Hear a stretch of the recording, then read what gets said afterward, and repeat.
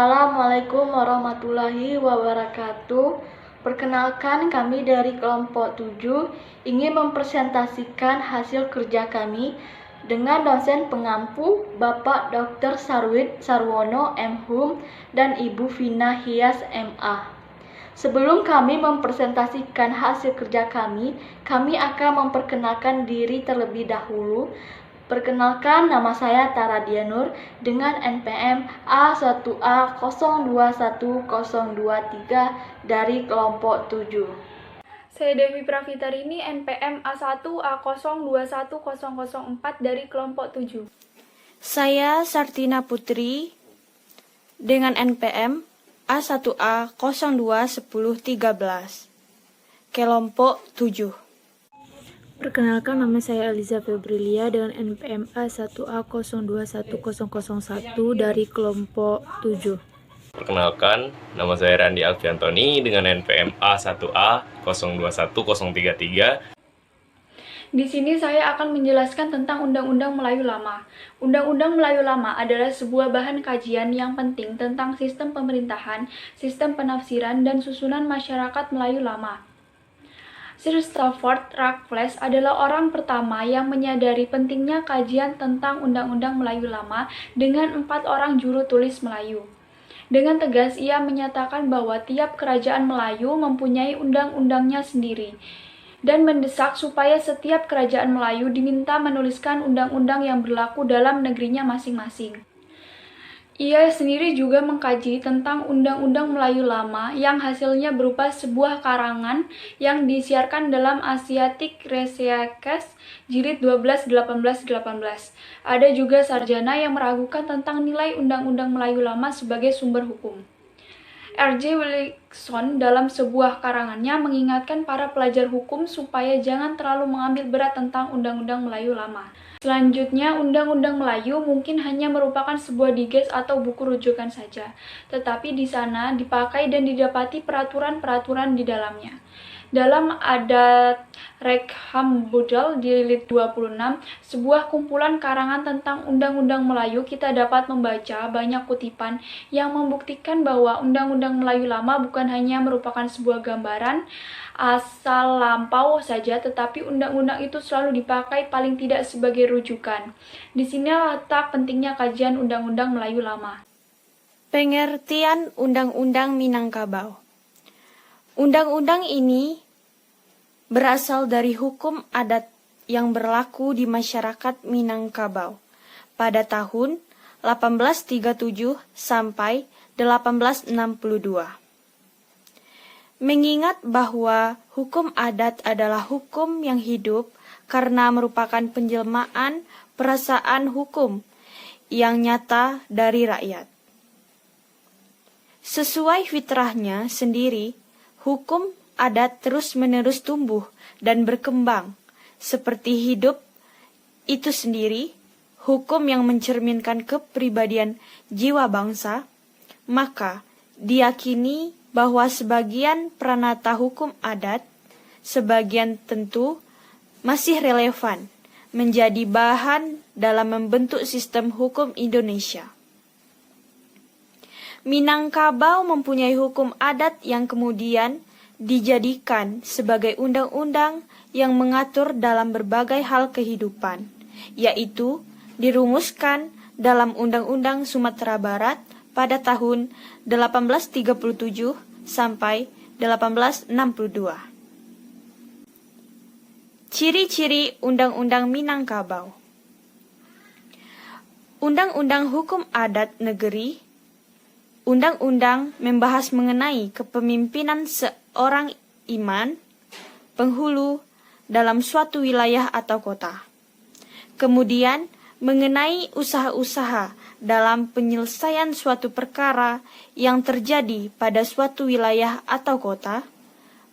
Undang-undang ini melihat pada Belanda, padahal isinya pemerintahan adalah masyarakat Minangkabau. 2. Undang-undang Perkara Pembunuhan membahas mengenai hal-hal perkara seseorang yang melakukan pembunuhan. Pada undang-undang ini terdapat 3 pasal, di dalamnya tetapi memuat isi yang lebih banyak, sebab dilengkapi dengan penjelasan bagi para dunsana atau yang disebut dengan saudara, yang akan membantu meringankan hukuman terdakwa.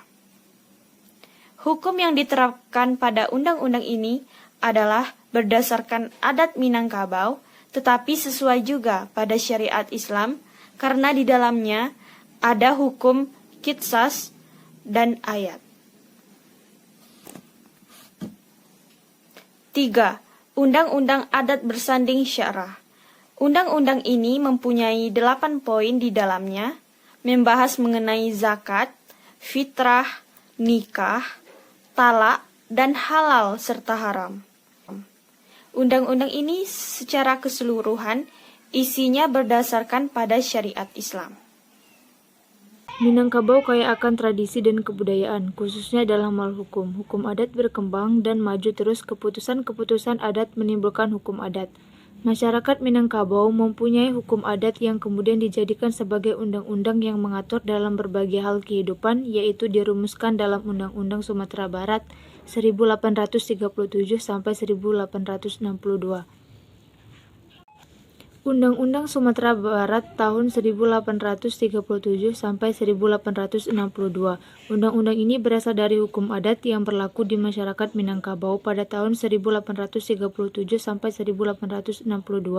Di dalam naskah Undang-Undang Sumatera Barat tahun 1837 sampai 1862 dipaparkan terdapat 3 pemaparan secara umum mengenai undang-undang dalam negeri, perkara pembunuhan, dan adat bersanding syarat. 1. Sistem keagamaan.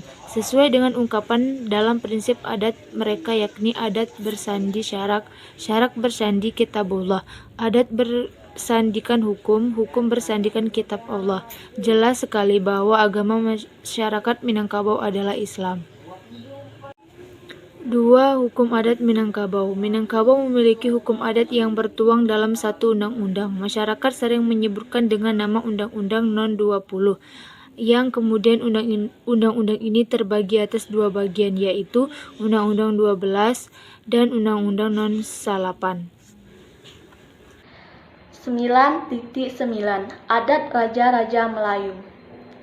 Menurut Zainal Kling 2004, dari segi etimologis, adat berasal dari bahasa Arab yang berarti kebiasaan.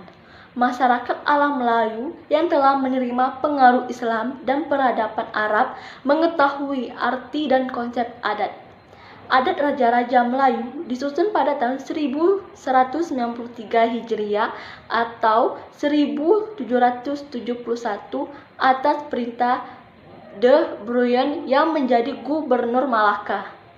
Datuk Zainuddin Mahmud, kapitan Melayu yang mendapat perintah ini, pergi meminta bantuan kepada Lebay Abdul Muhid.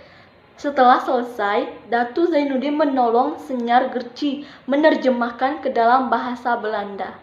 Ini adalah naskah asal Raja-Raja Melayu. Naskah ini kemudian berkali-kali diperbaiki dan diperluas. Dalam penyajian ini, sahaya yang terdapat pada naskah asal sudah menjadi kapitan Melayu Datuk Zainuddin untuk mengiktirafkan sumbangan Datuk Zainuddin sebagai penulis. Apabila Datuk Sulaiman menjadi kapitan Melayu, nama penulis diganti menjadi Datuk Sulaiman. Bahkan adat naskah yang menerangkan bahwa sahaya yang dimaksud dalam naskah asal adalah Datuk Kapitan Mahmud. Naskah ini pernah 3 kali diterbitkan. Mula-mula diterbitkan oleh Van Ronkel pada tahun 1929 berdasarkan 3 naskah yang tersimpan di London. Kemudian pada tahun 1964 terjadi dijajah menerbitkan kembali edisi Van Ronkel itu dalam huruf Latin serta menambahkan bahan-bahan tentang adat Raja-Raja Melayu yang diambil dari Undang-Undang Malaka. Kata adat pantun negeri 9 kaji panuti ini adalah kajian adat Raja-Raja Melayu yang paling lengkap. Adat dan upacara yang diceritakan di dalam adat raja-raja Melayu termasuk 1. Adat dan upacara tatkala istri baginda hamil 7 bulan. 2. Adat upacara istri baginda bersalin. 3. Adat upacara mencukur rambut. 4. Adat dan upacara meminang apabila umur putra baginda sudah akil balik. 5. Adat dan upacara perkawinan.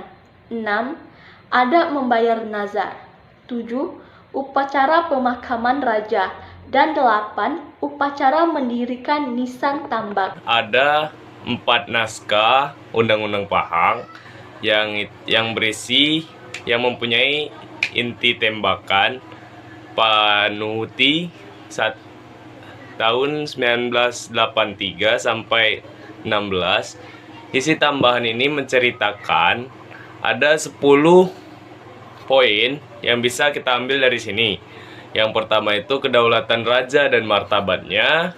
Yang kedua itu orang yang bertuah, yang cerita si miskin, yang disingkat menjadi Maharaja Lela.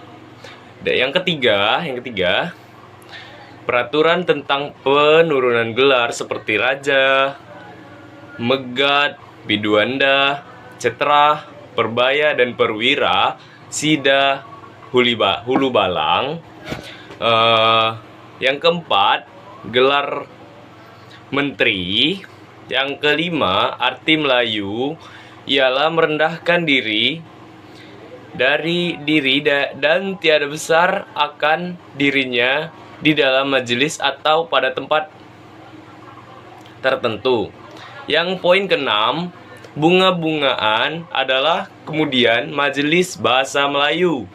Yang ketujuh, larangan raja dan adab tertib yang harus diperhatikan di hadapan raja. Yang kedelapan, adat berkata-kata dengan raja dan menteri ada perbedaannya. Yang kesembilan, surat menyurat antara raja dan rakyat. Yang poin ke-10 atau yang terakhir bisa disebut cara-cara membuat Dewan Emas dan Abdi Bedil.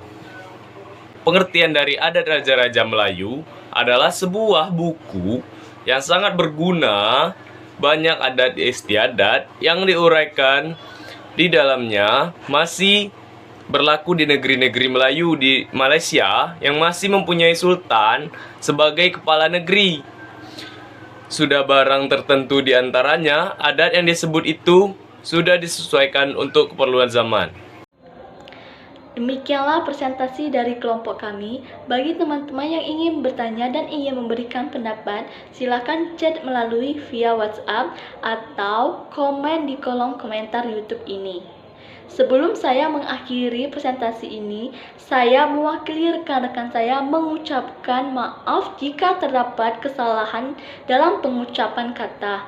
Terima kasih atas perhatiannya. Wassalamualaikum warahmatullahi wabarakatuh.